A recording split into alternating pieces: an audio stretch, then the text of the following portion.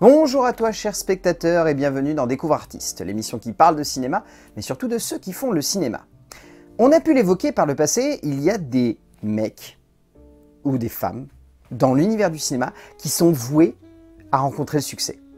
Soit parce qu'ils sont talentueux, soit parce qu'ils sont extrêmement doués, soit parce qu'ils proposent des choses qui sont complètement hors normes, soit tout simplement parce qu'ils ont cette petite recette magique pour composer un succès et faire en sorte de rencontrer le public. Et là, on a un exemple parfait de ça. Un scénariste qui est également réalisateur, mais on peut un peu plus questionner cette casquette-là, mais c'est surtout un scénariste de génie qui a su trouver la formule parfaite pour rencontrer le succès auprès du grand public. Je vous présente David Koepp, dont vous avez certainement entendu parler dernièrement, puisqu'il a été remis en avant, puisque c'est lui qui va s'occuper du scénario, ou en tout cas qui est déjà écrit du coup, vu que le film est en train d'être tourné, de Jurassic World Renaissance. Sachant que David Koepp, pour replacer dans le contexte, en 1993, c'est lui qui avait écrit le scénario de Jurassic Park, basé donc sur le bouquin de Michael Crichton. Est-ce que vous commencez un petit peu à voir la surface de ce que je veux évoquer? David Koepp, c'est un mec qui a su écrire les scénarios de certains des plus gros succès internationaux de l'histoire du cinéma américain. Pensez à Spider-Man, ceux de Sam Raimi, j'entends. C'est lui qui a écrit les scénarios du premier et du deuxième. Pensez à Mission Impossible, celui de De Palma. C'est lui qui a écrit le scénario de Mission Impossible de De Palma. Pensez à La Guerre des Mondes de Steven Spielberg. C'est lui qui l'a écrit. Pensez à Indiana Jones et le Royaume du Crâne de Cristal, c'est lui qui l'a écrit. Bref, je pourrais continuer encore et encore et encore. David Koepp est unanimement reconnu comme l'un des plus grands scénaristes de l'histoire du cinéma américain, puisque, mine de rien, c'est le 6e scénariste le plus rentable de l'histoire du cinéma, avec une recette tout film cumulé qui monte à 2,3 milliards d'euros. C'est colossal, et en même temps, lorsqu'on voit ce que le bonhomme a écrit, on ne se pose pas la question. David Koepp a une recette qui pour moi est très simple. Il a su cristalliser dans ses scénarios un côté très classique, et vraiment classique dans le sens le plus noble du terme, c'est-à-dire avec une forme, avec une manière d'amener les personnages, avec une conception dramatique et tout ce qui va avec, qui fonctionne, peu importe l'univers dans lequel tu plonges sa base de script. Et ça fait que du coup, les auteurs peuvent prendre ça et s'en accaparer la base pour donner lieu à quelque chose qui va épouser leur univers.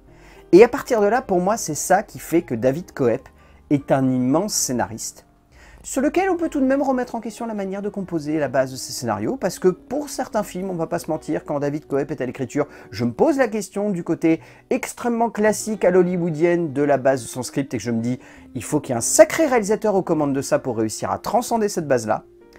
Parce que des fois, David Koepp, notamment lorsqu'il est seul, ça donne lieu à des choses qui sont moins convaincantes.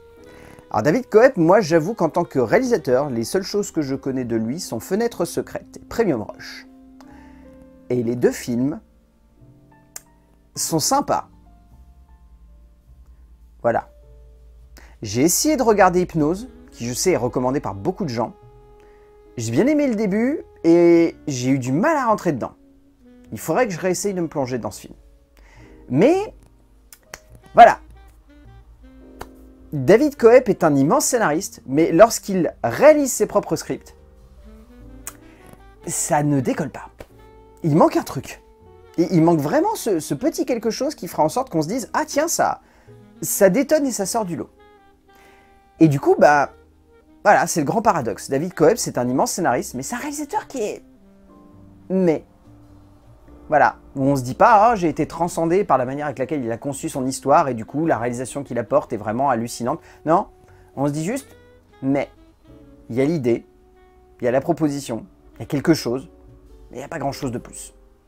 Donc c'est le grand paradoxe, ça montre à quel point un scénariste, s'il n'est pas accompagné d'un bon réalisateur, ou si un bon réalisateur n'est pas bon scénariste, il manque un équilibre. Encore une fois, c'est tout le principe de cette émission de vous montrer qu'un artisan, s'il n'est pas entouré des bons autres artisans, il va faire quelque chose de bien, mais ça ne va pas être transcendé.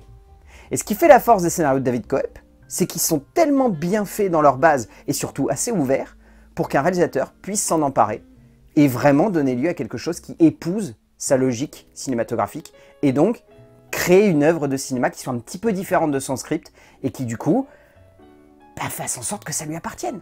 C'est ça le grand travail d'un scénariste. C'est à la fois de faire en sorte que son travail soit respecté et surtout qu'il matche avec l'idée du réalisateur, mais derrière que le réalisateur arrive à transcender ça. Et David Koepp offre des scénarios qui ont cette opportunité-là. Parce que vous prenez par exemple un de ces scénarios écrits de manière bien, mais réalisé par quelqu'un qui est plus sommaire, ça donne par exemple Anges et démons de Ron Howard, qui est sympathique, mais qui surprend pas. Marche, parce que c'est bien fait, mais Ron Howard n'arrive pas à transcender la base de ça. C'est un exemple, mais voilà.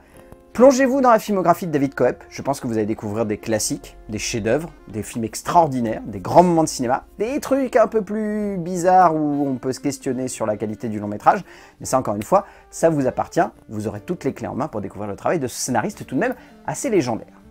Et d'ici là, je vous dis à la semaine prochaine pour découvrir un nouvel artiste, mais surtout découvrir ce qu'il a à nous dire du cinéma.